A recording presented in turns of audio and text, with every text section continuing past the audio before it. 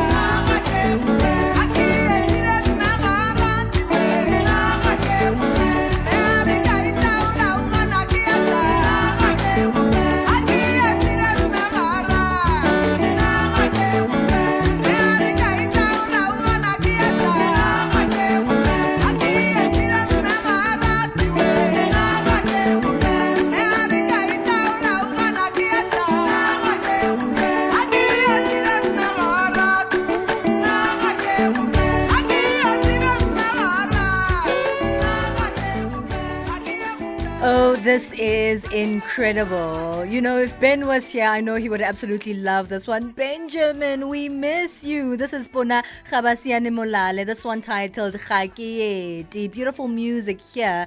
Wow, I'm really blown away, Punah. Your music is incredible and I think we love it 100%. But from this one in particular, Khakiyeti, you can hear the strong influences of traditional Botswana music or traditional Botswana music over here. Are these really, important for you to make sure that people know that through your music you're not only Botswana, but that you're proud of your origins? I'm very proud of my origins, and I also love our Botswana sounds. That song was released when I started my Afro jazz journey. That was 1999. It actually turned 25 years last year. Nice. And it's still loved in our country, and I'm glad that you're also liking it and you can relate to it, that it's actually coming from Botswana. So yeah, you can tell that Botswana indeed got great sounds. We should really, our interest now is to take that sound internationally. 100%. We have to do much work on marketing so that Botswana sounds is also known, like your Amapiano. No, like 100%. the South African Amapiano. It's high time we take our sounds abroad, yes. I fully agree. This is a sound that should go anywhere in the world. It's very intriguing as I look at your profile. And today we've been having a lot of themes of putting together creativity and advocacy. And it seems like that's also something you love to do, something that's quite close to your heart. You love to work with child welfare organizations. You are someone who advocates against gender-based violence. You hold the brand and the flag of your country high. Tell me about some of these passions outside of music that you use your platform to elevate. Yes, I found it very keen for me to use the influence that I have as a musician also to contribute by giving back to the society. And then I chose 3 lines to contribute on the child welfare issues in our countries. So all the NGOs who are willing to work with Punah brand, I'm always available to them to also try and raise the child welfare issues. Same with the GBV. I'm really working hard with organizations here in Botswana to also, have a say and have an input in backing this important issues that needs to be known. Same thing with the Botswana flag, that I also pride myself because I never want to leave it behind. Actually, last 2 weeks ago, I work with other ladies, Botswana jazz musicians, the likes of Nunu Ramokgotsi and the likes of Kiaro Marantau. The 3 of us, we are solo musicians, but we get together and form this a unit called Women of Jazz Botswana. It's a collaboration. That's the word I was looking for. The collaboration of Women of Jazz Botswana. So we took our Botswana flag to Cape Town 2 weeks ago. We were honored to perform at the Table Mountain Jazz Festival. So we were really happy that we raised our Botswana flag there. Absolutely. Well, this sounds incredible. And I love the fact that, you're not just using your voice as a wonderful way to entertain. Trust me, I am thoroughly entertained this morning, but also to go out there and spread messages of positivity, to advocate for social ills that happen all across the African continent, but also to, make sure that people really know the origins and you're taking Botswana to the world. It's something to really be proud of. But where can we follow you? Where can we find you on social media platforms? Where can we find your music? On all the social media platforms, my name is Punah Gabasiane Molale. On all of them. And then my music is also available on all the online shops. the Amazons, the YouTube, the Spotify. Lovely. Well, thank you so much for your time, Punah. It's definitely been a pleasure to have you this morning and a pleasure to listen to some of your music. We're wrapping up with this one titled Iona by Punah Gabasiane Molale, amazing Afro jazz artist. Thank you, Punah, for your time. Thank you so much for having me. I appreciate it. That podcast was courtesy of Channel Africa, the African perspective.